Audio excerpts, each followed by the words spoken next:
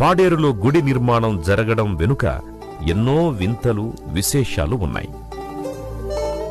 స్థానికంగా ప్రచారంలో ఉన్న కథ ప్రకారం వందల సంవత్సరాల క్రితం పాడేరుకు సమీపంలోని గిరిజన గూడెం కొత్తపొలం దగ్గర్లో ఉన్న పినవేనం నాపరాయి కొండ గుహలో మోదకొండమ్మ వెలసినట్టుగా చెబుతారు. అప్పటి కాలంలో పాడేరుకు సమీపంలోని మినుములూరు గ్రామానికి చెందిన మోదపాత్రుడు చుట్టుపక్కల 52 గ్రామాలకు ముఠాదారుడు. ఇతని భార్య సంకమ్మ.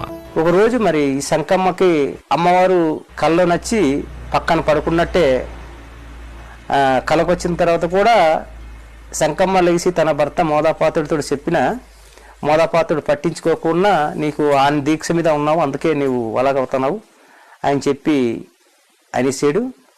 ఆ తర్వాత కొన్ని రోజులు పోయిన తర్వాత మరి డైరెక్ట్ మోదాపాత్రుడికి కళకు వెళ్ళింది అమ్మవారు. కల్లోని నీవు ఇప్పటికైనా మీ ఇంటి ఎల్లుపుగా మీ ఇంటి ఆడపడుసుగా నీవు చూసుకుంటావా లేదా అని చెప్పి మోదకొండమ్మ మోదాపాత్రుడితో కల్లో చెప్పినా వినిపించుకోలేదు. 3వ రోజుకి పెద్ద పెద్ద అమ్మవారు పొక్కులు వచ్చేసి మనిషి లెగలేని పరిస్థితి, ఒళ్ళంతా ఎక్కడ ఖాళీ లేకున్నా పొక్కులు వచ్చేసింది. ఇదిలా ఉండగా మోదపాత్రుని భార్య సంకమ్మను ఒకరోజు మోదకొండమ్మ ఆవహించి తనను దర్శించుకొమ్మని ఆనతినిచ్చింది మాత.